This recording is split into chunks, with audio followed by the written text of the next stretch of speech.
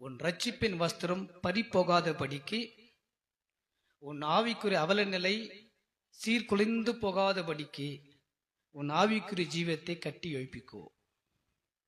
உன் ஜீவியத்தை நீ காத்துக்கொள். உன் ஜீவியத்தை நீ காத்துக்கொள். என்கிட்ட இருக்கிற ஆவின் கிருபையை நான் தான் காத்துக்கணும். எனக்கு கர்த்தர் கொடுத்த தாளந்தை நான் தான் காத்துக்கொள்ளணும். என்னை நம்பி கொடுத்த என் மனைவி, என் பிள்ளைகளை நான் தான் காப்பாற்றணும், நான் தான் காத்துக்கொள்ளணும். என் குடும்பம், என் கருத்தில் கொடுத்த சபையை நான் தான் காத்து கொள்ள வேண்டும். அதே மாதிரி கர்த்தர் உன்னை நம்பி கொடுத்த உத்தரவாதம், பொறுப்பு எல்லாவற்றையும் நீ தான் காத்துக்கொள்ளணும். நீ தான் காத்துக்கொள்ளணும். இந்த சபையிலே ஒரு தேவ பிள்ளை பாதிக்கப்பட்டால் ஊழியக்காரனுடைய இதயம் பாதிக்கப்படும்.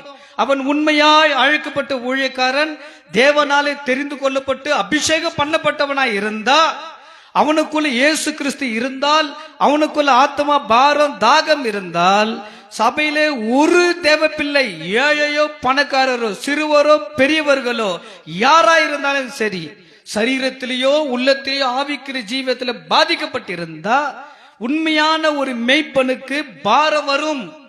பாரம் வரும். எங்க அன்பு இருக்கும் அங்க கடிந்து கொள் இருக்கும்.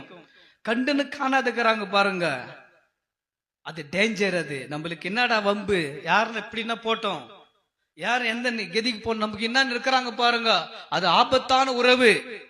ஆனா கடிந்து கொள்ளுகிற நம்புன்னு நீதிமொழிகள் இருக்கு. கடிந்து கொள்ளுகிற நம்பிடு, கோபப்படுறவங்களை நம்பிடு. ஏன்னா அவன் மனசுல வச்சுக்க மாட்டான், மனசுல வச்சுக்க மாட்டான். ஆனா யார் எப்படின்னா போட்டோம் அமைதியா இருப்போம். எப்ப இந்த குடும்பம் உருப்படாத போயிடும், எப்ப இந்த வாழ்க்கை சீர்கெட்டு போகும், எப்ப இந்த செய்தி கெட்ட செய்தி கேள்வி போடவும் பார்க்கலாம், 4 பேருக்கு தெரிஞ்சுக்கிட்டு காத்திருப்பான். தயவு செய்து சொல்லுகிறேன், உன்னையும் உன் குடும்பத்தை நீ காத்துக்கொள். நமக்குன்னு ஒரு பொறுப்பு இருக்கு இல்லையா? அதுல நம்ம என்ன செய்யணும், என்றைக்குமே உண்மையும் உத்தமமா இருக்கணும்.